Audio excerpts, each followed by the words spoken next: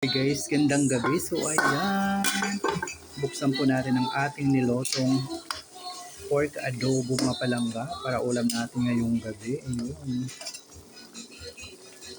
malapit na siya maluto. Kumplito na po yan ng sangkap, lasa, palulutuin na lang natin, palalambutin na lang yung baboy. Ayun.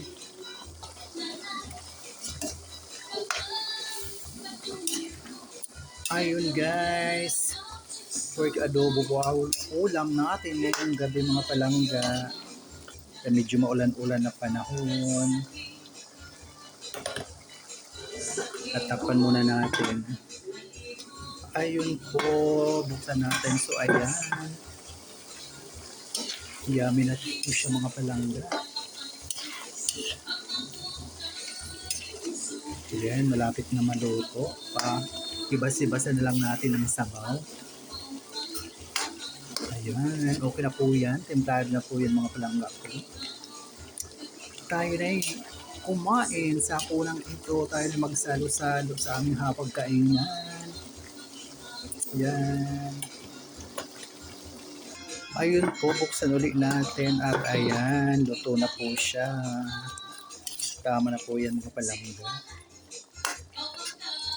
May sabaw ng konti para mayroon tayo pan sahog sa ating kanin. Yummy po yan mga palangga dahil syempre unang-unang ingredients ay pagmamahal. Pag nagluluto po tayo, kailangan masaya at talagang bukal sa puso natin ang ating ginagawa para yung kakain maramdaman nila ang lasa or sarap ng ating niluluto. So yun, tayo na maghapunan. Samahan nyo kami ng aking pamilya sa aming pagkainan. Yan. So yun po, okay na po yung lasa. Mix na po yung suka, tuyo, tsaka yung pampalasa natin. Muli, maraming salamat sa patuloy na pagsubaybay sa aking mga mumunting video sa Ramil Javier Vlog. Thank you so much for watching, sharing, follow, and like. Love, love, love. Yun.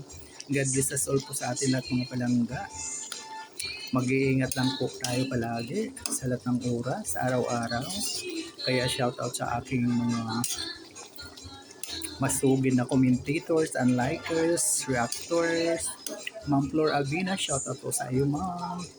Ma'am Lady Limos, Ma'am Elina Anong Marasigan, Bishi Colets, Ma'am Marian Carrion, Ma'am Jundicia Mendoza Alganon, shoutout. Ma'am Melinda Kilistri, shoutout din po. Ante Edita Garcia, yung matematiko, shoutout din po sa iyo ante. Ayan.